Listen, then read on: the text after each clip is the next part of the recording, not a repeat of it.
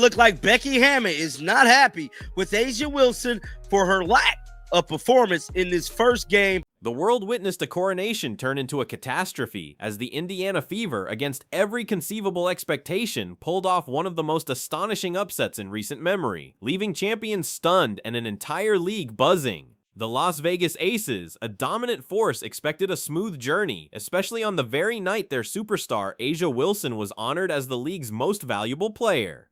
Yet, what unfolded was an unbelievable reversal of fortune, a seismic shockwave that rocked the foundation of their dynasty. This was more than just a single game. This is kind of funny, bro, because A'ja Wilson was presented the MVP today. Oh, they brought out all the bells and whistles for A'ja Wilson, bro. And I'm here to tell you, oh, she played horribly bad.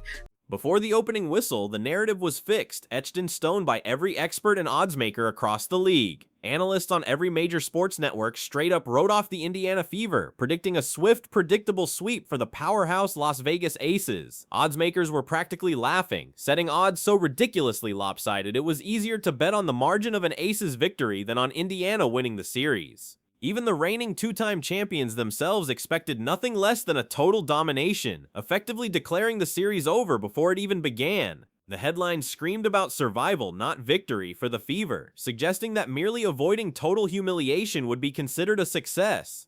This crushing dismissal, however, was only one layer of the monumental challenge Indiana faced. Their roster itself looked like a hospital ward, a collection of brave souls clinging to hope.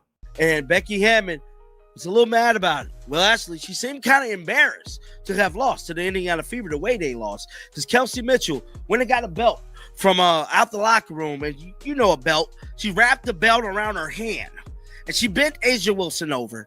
She gave her a nice little whack out, because that's what happened today. Plagued by a brutal injury report that sidelined 6 crucial players, including the phenomenal Caitlin Clark, the Indiana Fever were more than just underdogs. They were a patchwork squad, seemingly held together with sheer tenacity and little else.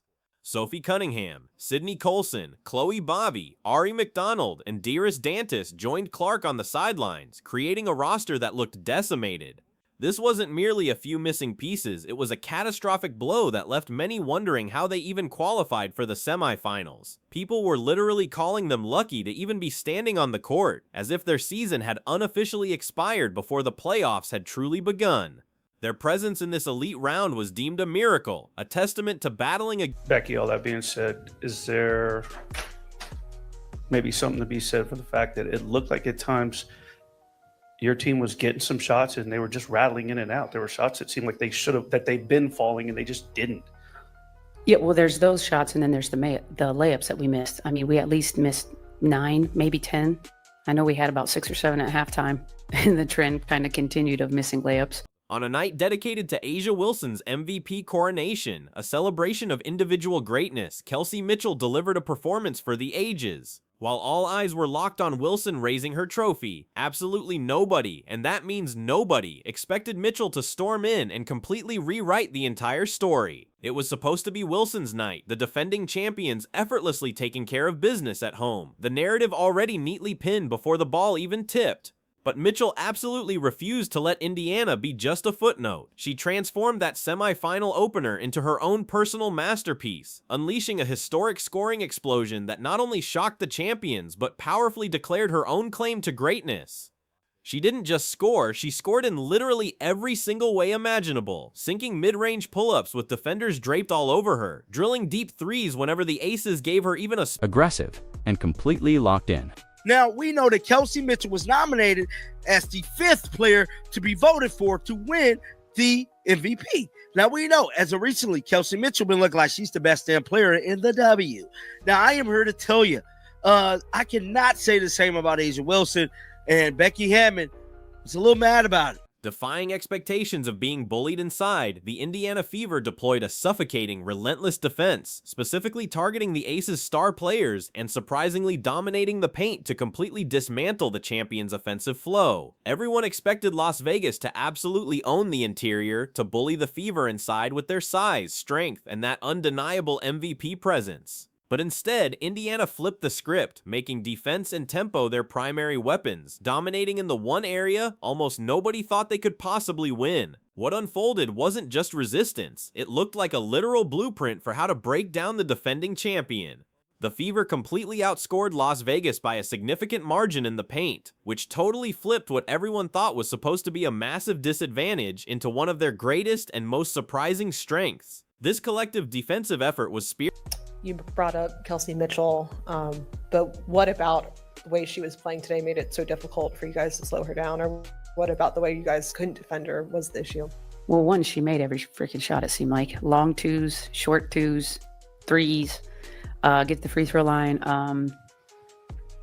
You know, she had a hot night and we let her get going. I mean, she had 17 at half and continued that. Beyond Mitchell's captivating performance, the Indiana Fever's improbable victory was built upon individual acts of heroism from their unsung players. At the absolute center of this defensive triumph was Aliyah Boston, whose assignment was easily one of the toughest imaginable, guarding A'ja Wilson, the newly minted most valuable player. Wilson thrives in the post, stretches defenders thin, and attacks relentlessly. Most players would shrink at that matchup, but Boston absolutely didn't. From the very first possession, her focus was pure disruption, not just trying to go shot for shot with Wilson. Her approach was brilliantly simple: make Wilson uncomfortable. She pushed Wilson off her usual sweet spots, contested every single catch, and forced her to reset, effectively slowing the Aces' offense and chipping away at their confidence. Boston didn't completely erase the MVP, no, but she did something almost as impressive. She made her look human, a monumental achievement in itself. Speaking of A'ja's off night, what would you attribute that to? I think she just missed. Honestly, she had a lot of great looks. She just missed, and that happens. Even the greatest players have nights off, like where they miss.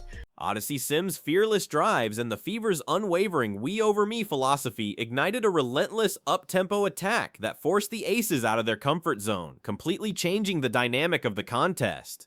Sims was fearless, taking the ball straight at Vegas defenders, splitting lanes, and forcing the Aces into foul trouble left and right. Her relentless drives completely changed the tempo of the game. Instead of Indiana playing slow and cautious, the pace dramatically sped up, and suddenly Vegas, usually the team dictating everything, looked like the one scrambling just to keep up. Sims had them reacting instead of controlling, and that critical shift perfectly fed into the Fever's defense, allowing them to get set and locked in possession after possession. Natasha Howard was absolutely steady all night long, recording yet another crucial double-double, active on the glass and protecting the lane. Brianna Turner might not have completely filled up the box score, but her presence was absolutely unmistakable. I think that I've heard you talk about this before, but like your team's ability to handle a game where A'ja is not able to like dominate, where would you rank your level of concern surrounding that, and how do you guys kind of fix that?